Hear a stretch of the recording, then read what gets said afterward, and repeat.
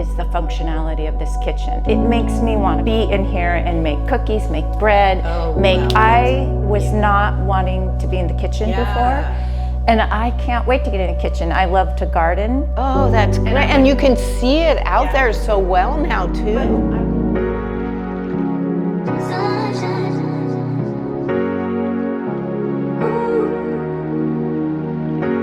It's been a journey, but I was prepared for it. So there's two things I came in with. A lot of excitement. Literally, I've been dreaming of this for decades, wanting it for so long. So you come in with all that hope and that excitement. What were we talking about? We're talking about warmth, cozy, I feel like you don't want to have this whole open concept. Cavernous, books, brick, warmth. That's what we really kind of French country, a little bit. Old world. A little old world. The great design team came up with this idea to put a niche behind my range. Was not originally what we were planning on doing or spending money on, but it's such a great idea. Guess what? All of a sudden it was in the budget. Again, trying to really make sure I'm happy in the end. And so we had this incredible drawing Alyssa did, which is our inspiration. And here it is, Judy. Sorry, Alyssa. Here it is. Yeah. That's what we want to do. What? Yep, we do. Back with the banquette.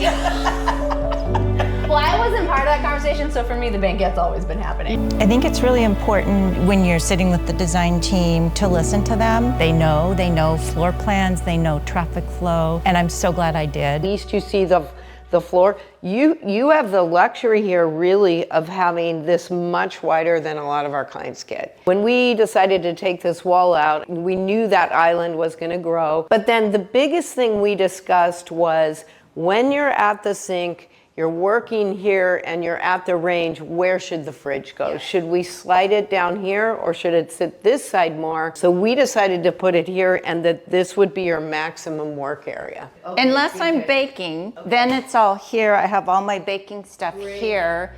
It's interesting. It functions amazing. Make sure you're listening to those suggestions because they really do have the experience of so many remodels of what's going to be a really wow factor for function. I went to a house one time, they had the kitchen done, everything was huge, and you had to kind of go like this around the kitchen. That wasn't fun, right? No, that's no good. You want nice spaces where two people can walk through, and remember your fridge is sitting there, so what do you do? Bar stools. And bar stools. I kind of pushed back a little bit about the design team has this idea of aisleways in your kitchen. I don't really care how wide that space is, but now that I see it, it's like, I do care. You know, Gina will talk about pinch points, and there aren't any pinch points. And that is just so wonderful to see coming together. Well, I spend most of my time right here. I love it. All my meal preppers here, and then I just, having the garbage here.